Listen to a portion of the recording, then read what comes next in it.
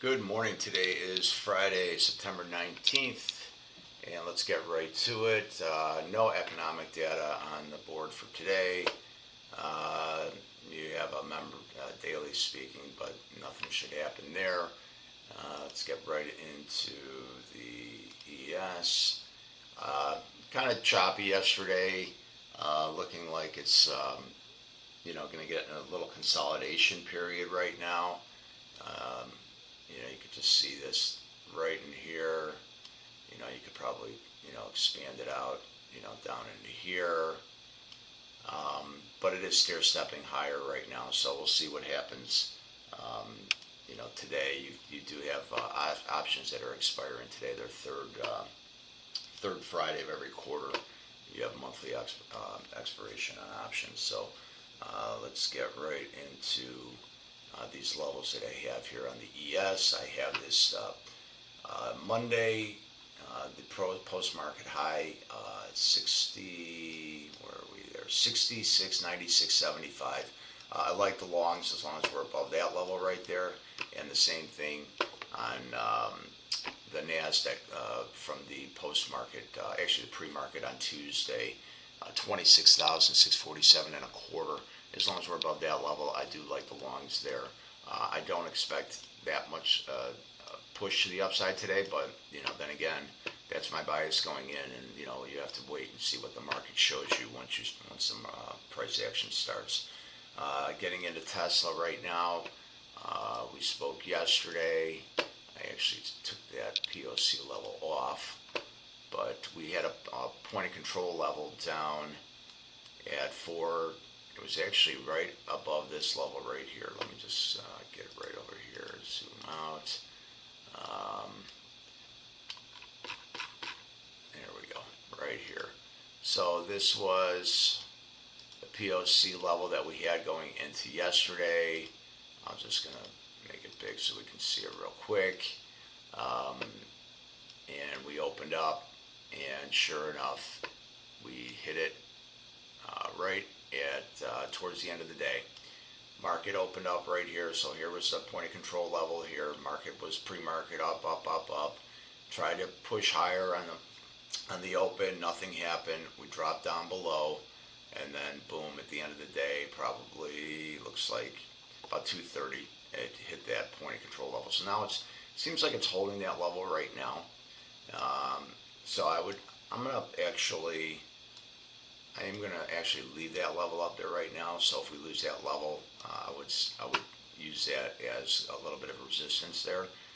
We do have some. I don't have any open point of controls on the upside right now.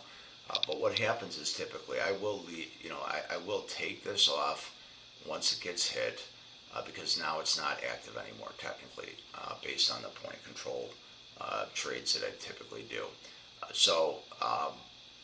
As we could see a few weeks ago, I had a point of control up here at $416 a share, and that was sitting up there since January of this year. So it just got hit, so now I took it off. I do not have any more point of controls on the upside. However, I do have point of controls that are still open on the downside. That always makes me a little weary, but doesn't necessarily mean it's going to hit today, tomorrow. You actually, you saw how long it took for that 416 point of control to hit. Literally, pretty much took 9 months for it to get back there. So could be the same thing on the downside. There is a lot of positive news on Tesla right now, which is keeping the market pretty strong. However, as long as we're below these levels here, I'm not looking long right now. Actually, what I would be looking for to really make me interested on going long is, I would say, yesterday's high. If we get above that 432, I like that level. So I'm going to mark that there. And there. And that was 418. It was 918.25 high. I do like that right there. So if we get above that level and we hold above that level, I like us quickly moving higher right there. On the downside, I like these levels here. If we could pull back to these levels, this would be a really good long. As long as we hold yesterday's low, and I'm going to put that in here. It's 416.56. 18.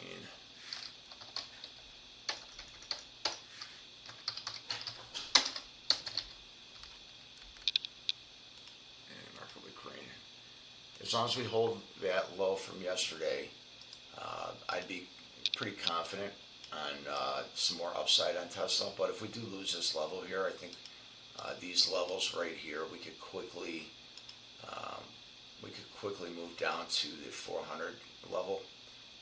And the low is from price level, and this low is from the 17th there. 25 low. So we do have some levels down below. If we fail these levels, we can look at it holistically here. If we lose these levels right here, we can quickly move down to these levels here at 397, which to me would be a fantastic long if Tesla pulled back there.